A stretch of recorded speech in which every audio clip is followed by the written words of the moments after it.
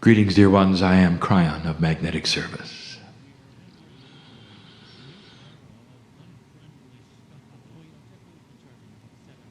Again, we are here in a way that may seem strange to many. I want you to get used to hearing this voice.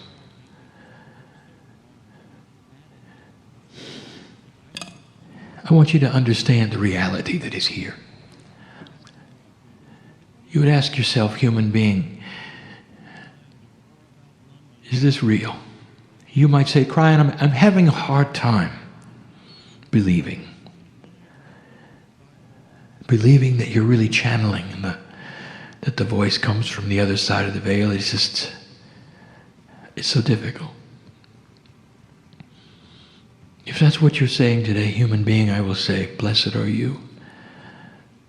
For these are honest words coming from one who is struggling to work out of the three-dimensional box.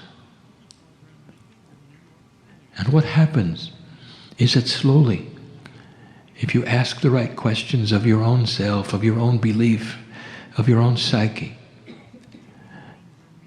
you start getting shown things you didn't expect. For if indeed it is a quantum experience on the other side of the veil, if indeed I am linearizing this conversation and presenting it to my partner, if this is true, this is a quantum experience. And that means that language is only a small part of it. That the audio that you would hear or the words that are seen on the page, such a small part of it. We have spoken of something called the third language. This third language, identified some time ago, is not a language in linearity, which is the third one. It is a language of the catalyst of the three. We use the three in numerology to represent a catalytic action number. That is to say that all of you have the ability to receive what is being given at a level which is quantum and not language, and not words on a page. Even the reader of this particular message can ask for a quantum experience and be in the session with those who are in the session.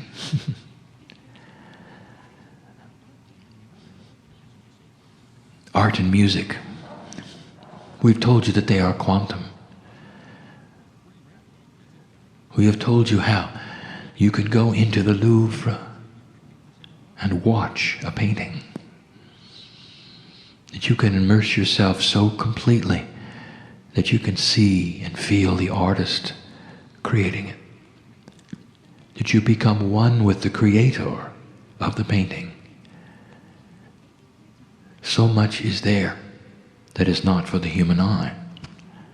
And this is the one who appreciates the art. Music touches your very soul. All of the notes playing together in unison, in harmony. It is one of the only arts where all of that can be presented together and there's no limit to the number of musicians on a stage. But you can't do that with speech, can you? No limit to the number of colors on a palette. You can't do that with speech, can you? There's a little bit of quantum in everything, if you look. So look for it here before we start a message that is not going to be a quantum one filled with love necessarily, although it is. But we're choosing to do something unusual. We're going to give you some science. We've chosen perhaps an odd place for that. But we haven't. For we think in a quantum way. We wanted to come to this place. We want to honor those who built this building. We want to honor the ancestors who are listening. We've come to a very quiet place in the stillness of a Southwest. In order to give a message of clarity, of purity, so that others will also receive it in that fashion. So it is not about the message at all, is it? It's about the delivery. It is about the energy of where you sit. It is about the preparation that we give my partner sitting in this place. And so we will. When we give a scientific message, when we give suggestions, I ask my partner to go very slow. Some of this has been revealed to him and some of it has not. I ask him to proceed slowly, for it will be seen and read clearly, and much will be seen around it. For what follows in this message is not just esoterics. There will be a practicality, and there will be physicists looking at it. And that makes my partner nervous.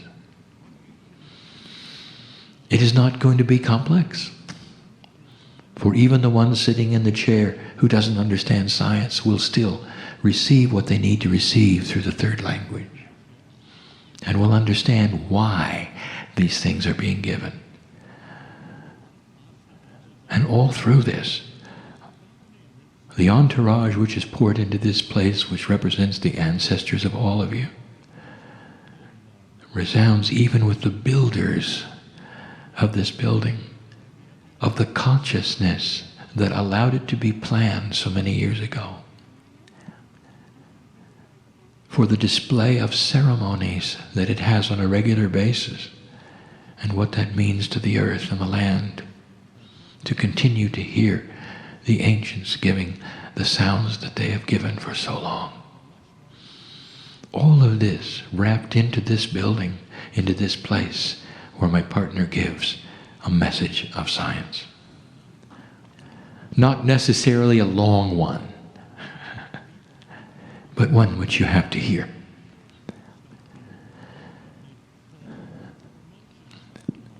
It's about the environment.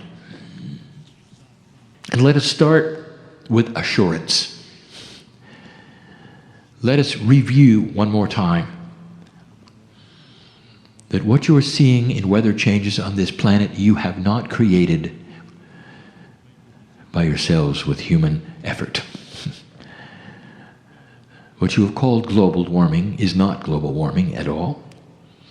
And I say it again, it is part of a cycle that always was.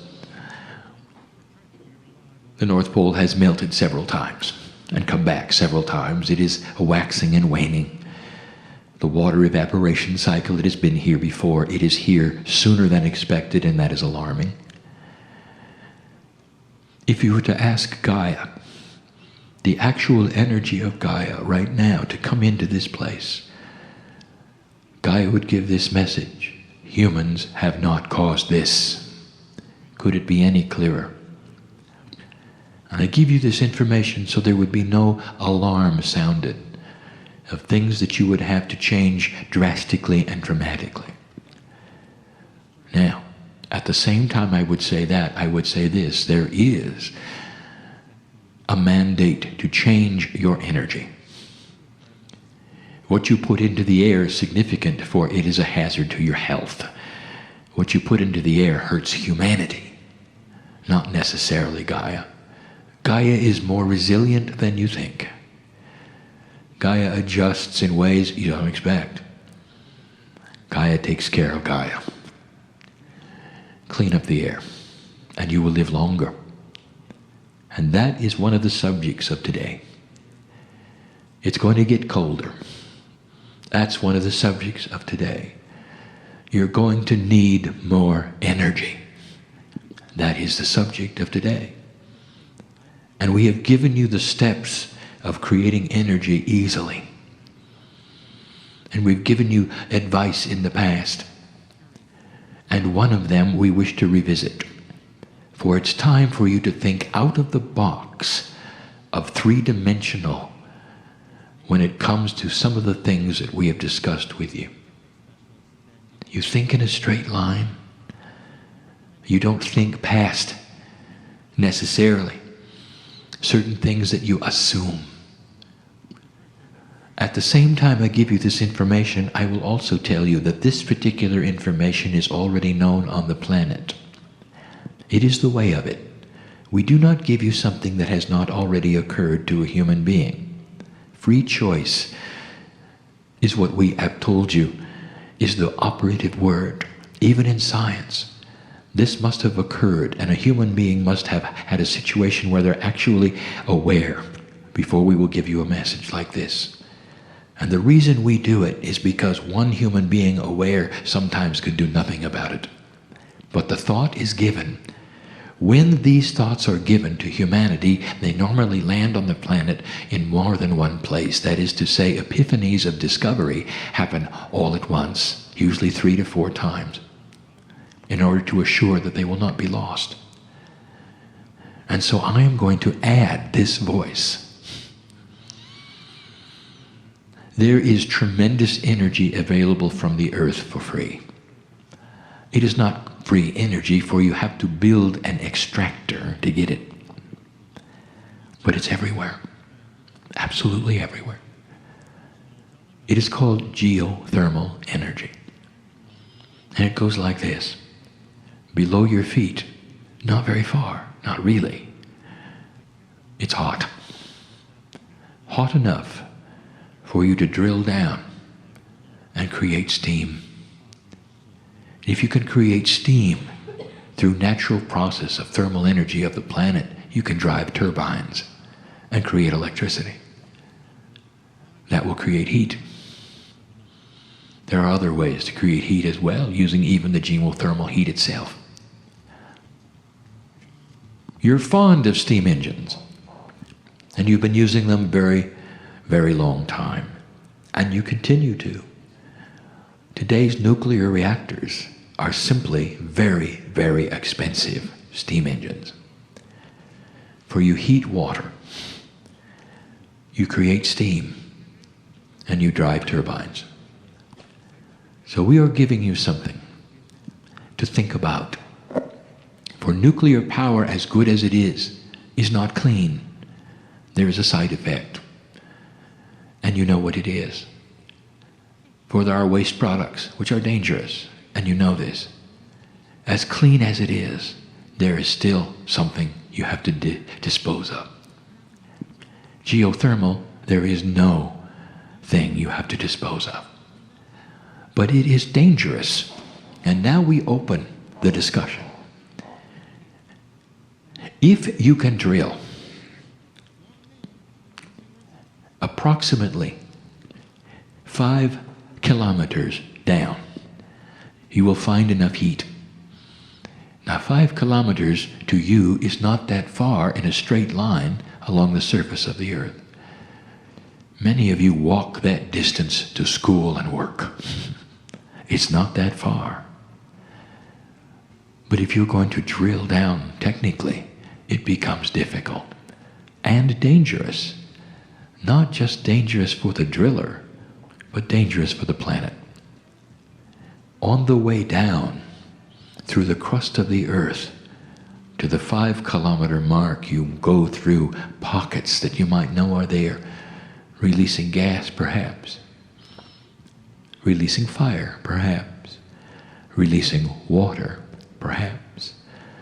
If nothing else, sometimes you interrupt what we will call the integrity of the lubricant of the shale itself. And what I'm saying here is you might even advance the potential of an earthquake, all by drilling down only 5 kilometers. And so I'm going to give you the answer. And now I'm saying, think out of the box. All along you're thinking that you're going to drill down and put a pipe with water in it. What if I told you you only had to drill down a fraction of that distance, and you could find enough heat to boil? And you'd say, impossible. Oh, it exists over the hot spots of the earth, but you might know it doesn't exist in most of the places we're asking you to drill. Well, it will work if you don't use water. It's time to marry the highest technology that you have on the planet with things you didn't expect to marry them with. And this is thinking out of the box. This is becoming a little more quantum, seeing the entire picture instead of just seeing what you think it should be. There are solutions, and you know what they are, and they're elegant, that will boil at a fraction of the temperature that water will. And this is the answer. Learning to use those substances and those fluids and that chemistry into a geothermal machine that doesn't have to drill down 5 kilometers. How about 2? And we tell you this because you're going to need to do this. And if you do it, and if the advice is followed, you'll find that the timing and the synchronicity of discovery is at hand. That is to say, you will understand these things will fall together. You will get the steam engine, and it won't take 5 years to build, and it won't be dangerous, and you don't have to cover it with a shell. Much easier. It won't belch smoke. It won't pollute. And you don't have to worry about being next to it. And it'll drive electricity. And you're going to need to heat homes and businesses. Because eventually, it's going to get cold. That's number 1. We're going to give you one other invention. Now, this also has been presented on the planet. This has been thought of and not acted upon. This actually is not all that new. But I will tell you that there is a situation at hand where it was inappropriately purchased and pocketed. So I'm going to give it to you so that the public can see it, and anyone with synchronicity who listens to the message and reads the words will understand it. Even you sitting in the chairs will understand it. And the scientists and the physicists will then have to implement it.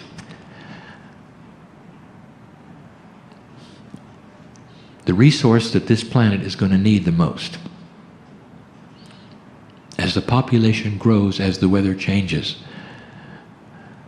is what you probably already have guessed. Fresh water. Already it's becoming scarce. You will notice the snow is falling in the wrong place. The reservoirs are built for the old energy with the old weather. The aqueducts are built for the old energy and the old weather, and all the snow is falling in the places that are not obtainable for fresh water, and that will be the way of it. As the populations grow, scarce it becomes. And there is one answer. It is a profound way, when the earth is mostly water, to use the sea and the ocean. The ocean, of course, is not fresh water. And so you have to ask how to extract the salt. Desalinization exists today in a very inefficient way. Large amounts of water have to go into vats of containment and sit there, or large amounts of energy are used to heat the water in various ways, various attributes, various systems, some of them steam, some of them not, all requiring heat to take out the salt. It takes a long time. It's expensive. It's not efficient. It is not tenable to desalinate for an entire city. Only in places that simply have no fresh water at all is it used. So inefficient is it. Now I'm asking you to think out of the box, and I'm going to give you the answer. My partner, I want you to go slow here. Most of the cities on earth, of all of the countries on earth, the largest ones are on the coasts near the water.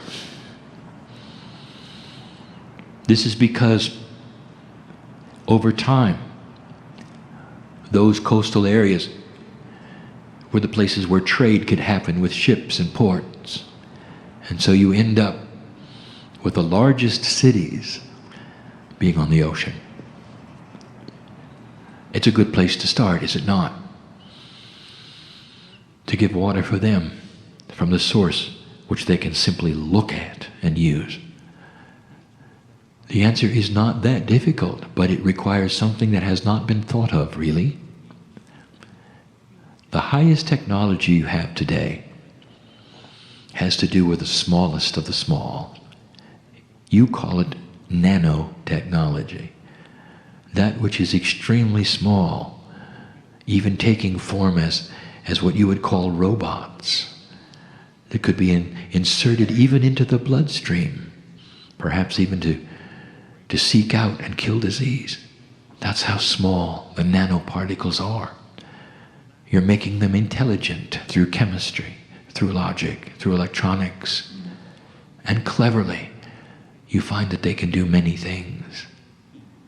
Now I'm going to give you a task. You're going to build a desalinization plant where the water never stops flowing, where it can be treated and salt can be removed and a byproduct created that you had no idea about. It never has to rest.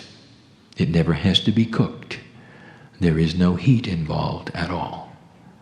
It goes in one end and comes out the other in a steady flow. In one end it's salty, in the other end it's fresh, ready then for purification. And here is the answer. Through nanotechnology, in the first stages of the system with the water flowing, you release enough nanotechnology robots that are assigned to find the salt and attach themselves to it. Except there is a caveat, and that every single robot is magnetic. I am the magnetic master, after all. All of the salt then becomes magnetic. It's not that hard. You have the chemistry for it. You have the nanotechnology. Think out of the box. Think out of the box. Chemist, physicist, you can do it. On to the next stage, flowing into the next part, tremendous, huge electromagnets, pulling the salt out of the water completely and totally because the salt is magnetic. Out it goes. Oversimplified, perhaps. But this is the way of it. No heat involved. Now, the byproduct? You won't believe it.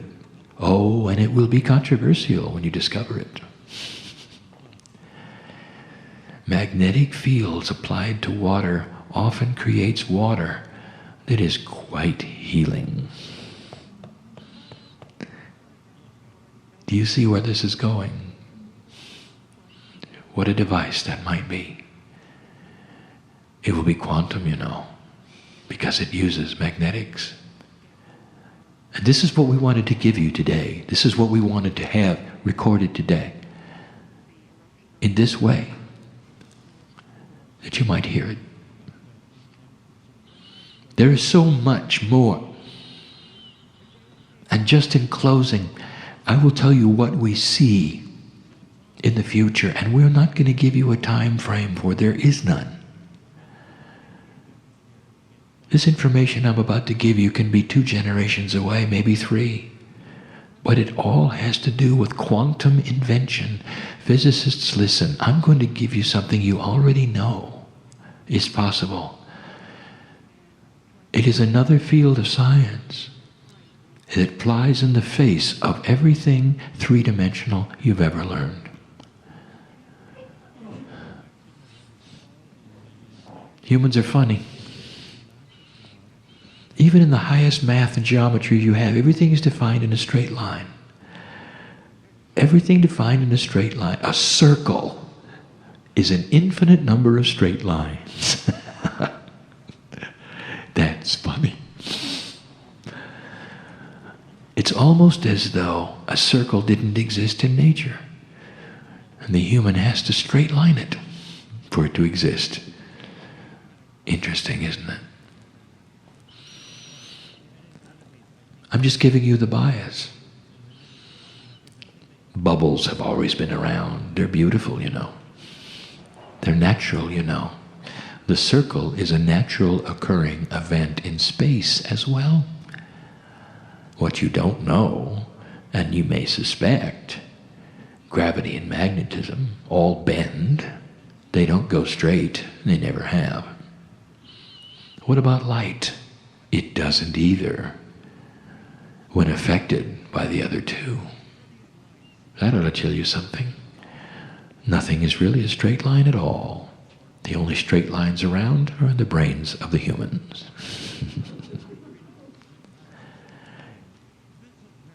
You're not using the right kind of math either, and we've told you that. There is an elegance of math that is quantum. And if I begin to tell you about it, even in the simplest terms, it's going to seem overly complex. Quantum math uses something that is going to be discovered, and we're going to give it a name, and that's going to be influential numbers. Numbers that exist not with empirical values, but with values that are influenced by the numbers around them. 4 is not a 4. 4 is modified because of the numbers that sit next to it. In a formula, in linearity, in counting, each time a formula is manufactured in a quantum state, looking for a solution, all of the numbers are modified by the numbers next to them. They're influential numbers. The 4 is affected by the 5. Reduced maybe by the 3. And in quantum math, if you use influential numbers, dear ones, it is a beautiful thing when you find out the attributes of them and they are consistent. You will then have the formula for a circle being a whole number, not an irrational number at all.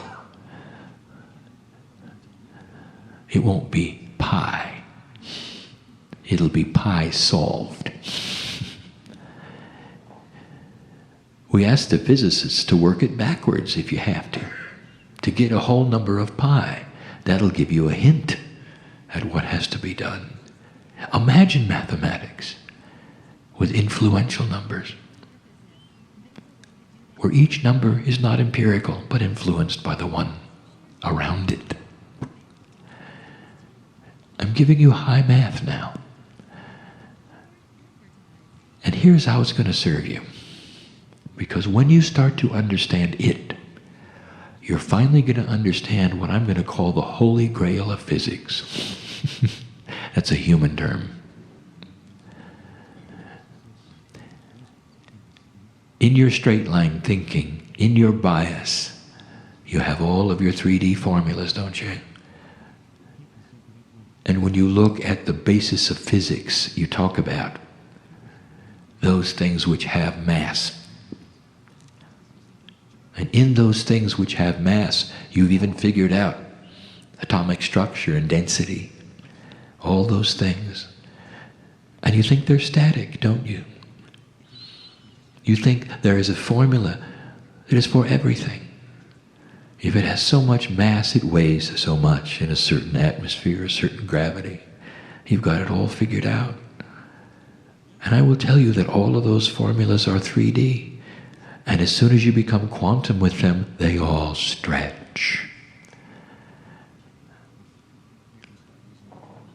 All this to tell you this: it is possible for you to alter the mass of any object in existence. It doesn't matter how large or small or dense it is. You can alter the mass of it, and you have thought all this time that the formula is static, and it is not. In Yugoslavia, there's a workshop. Historic it is, for the man who thought out of the box. Tesla. And in that workshop there are marks on the ceiling for the objects that took off on his workbench and went straight up. Shattered they did, hitting the ceiling they did. Nikolai was frustrated, for he had discovered massless objects and didn't know how. He thought out of the box, the only one in existence to ever give you a thought of how alternating current might work. Oh, it's more than 3D, study it. The same applies with numbers. The same applies with mass. And I will tell you that it is accomplished through magnetics. Always has been. And that was the experiment. In Tesla's time, without a computer, without any of the finite instruments you have today to measure what you have, he did it. But he couldn't control it. Frustrated he was. By the way, he's back. I'm not going to tell you where. Maybe he will listen to this and know what to do next. Clever it is how magnetic fields must be arranged around other magnetic fields. Even solutions that are magnetized to create fields within fields, sometimes at right angles, sometimes not, to give you a condition that will create a change in mass. None of these things are out of the purview of human development. How long it'll take? We don't know. That's up to you. But do you understand what it will change? That means that the things of science fiction are finally yours. What you call anti-gravity is simply an object without mass. It'll float, no matter how big.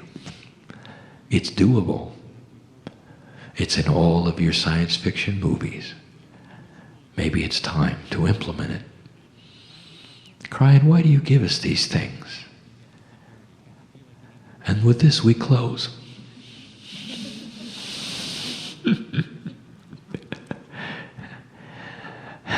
We want you to stay here.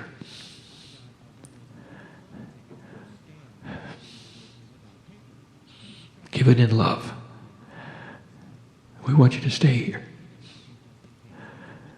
And you're not going to have much luck with that unless you start thinking quantum. Unless you start accelerating the inventions and put some of the politics out of the way.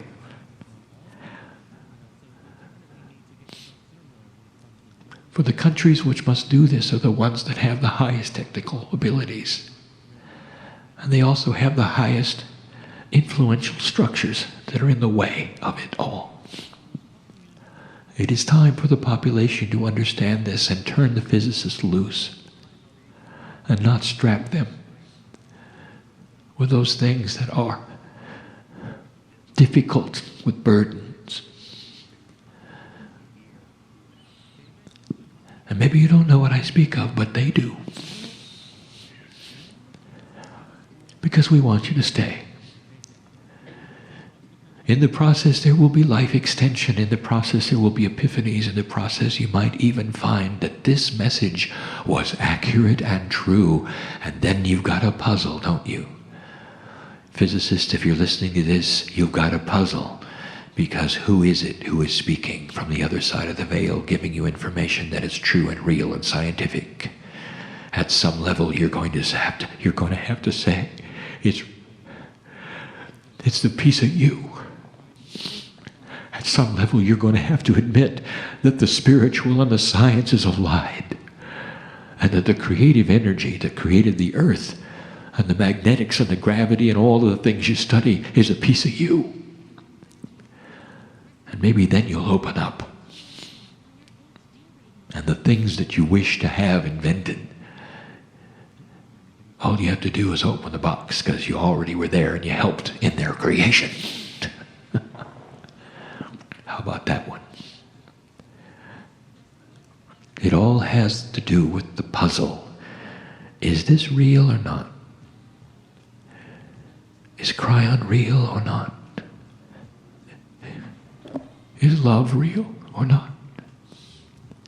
Well, some of you know, because you've sat in the presence of the Creator today, who loves you. This family on my side of the veil loves you. It's a wonderful Valentine message, isn't it? And so we say to you, dear ones, all of you, that all of the things that we talk about, whether they're scientific, whether they have to do with your Akash or your soul, the higher self, all of those things, there's only one purpose. To make the life you are living on this planet easier. For you to discover the compassion that is the glue that puts you together. That changes the earth itself. For the shift is upon you. And that which you call the 2012 energy is here. Let this be what it is supposed to be. A high time of consciousness, of scientific evolution with integrity, with an economy that is a re-emerging one with integrity, with government that slowly changes with integrity. Things that you would never put together, that in the past were oxymorons, couldn't exist together. Integrity in government, integrity in insurance, integrity with banking. All of these things, a new paradigm is upon you. This shift is difficult. And we have the warrior and the worker in the chairs in front of me. And they know it, because that's why they came. I know who you are. And I celebrate each one. And so it is.